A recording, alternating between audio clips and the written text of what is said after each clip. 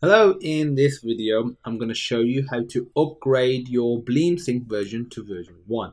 It could be version 4, 0.4, version 0.3, process is the same. I'm doing this on Windows, but the process is the same for Windows, Mac and Linux.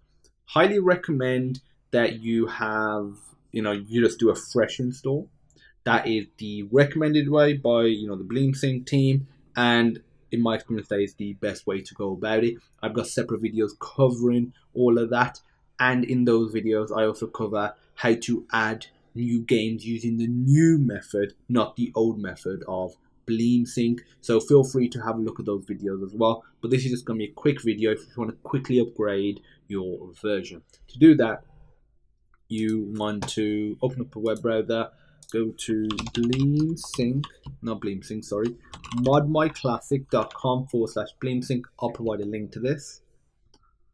And once this loads up, scroll down to the bit where it says where it's download. If you click this, you'll start downloading the file.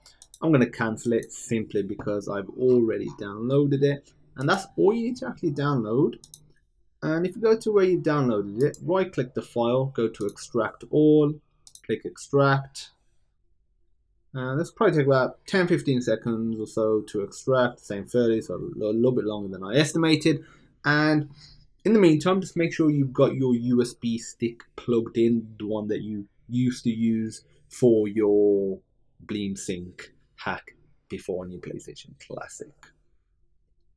Version 1 is fantastic. It's got a nice UI system, which again I've covered in the other videos, the setup, the fresh setup videos. Recommend checking them out even if you're doing an upgrade, because there are some little cool bits in there that will be useful for you as well.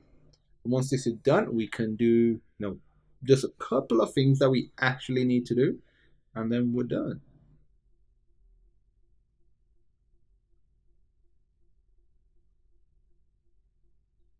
So a few more seconds. Any moment now, it will complete. And we're done. Okay. If we open up this folder, we got a couple of folders right here. What you want to do is open up your USB stick. And for me, so obviously this is assuming that you've already got BleemSync set up with an old version that was working. You want to go here and delete this file folder 028C etc. You want to delete the BleemSync folder and delete the lol hack folder. I highly recommend before you do any of this that you make a backup of this entirely, because something could go wrong. Shouldn't do, but could. So just delete these 3 folders. Keep everything else because that's where your games are, your configuration files, your saves, etc. And now just copy over the BleemSync and that F854 folder.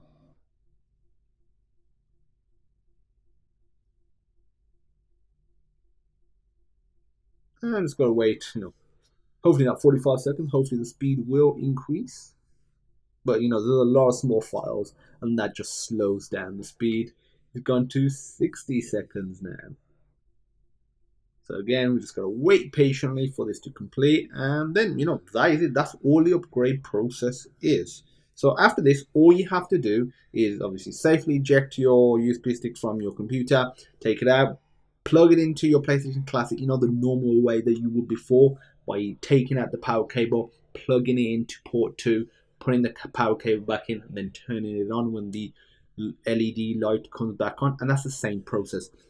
Again, I'm sure you know how to do that, so I'm not going to show that little step because this is assuming that you already had the PlayStation Classic hacked.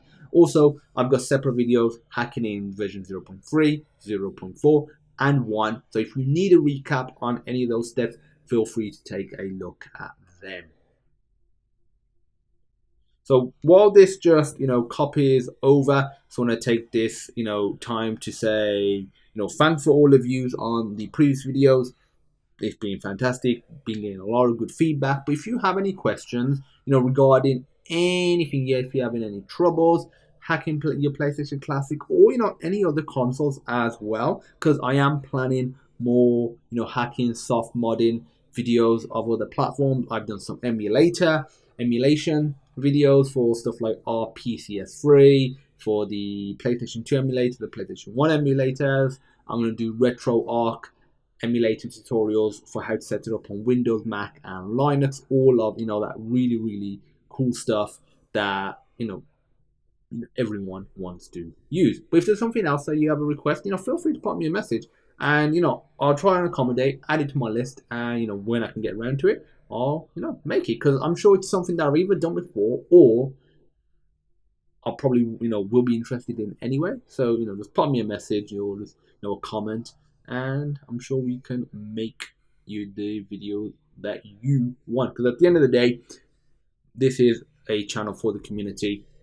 If you want something, that's the best way to let me know, is in the comments. I'm almost done.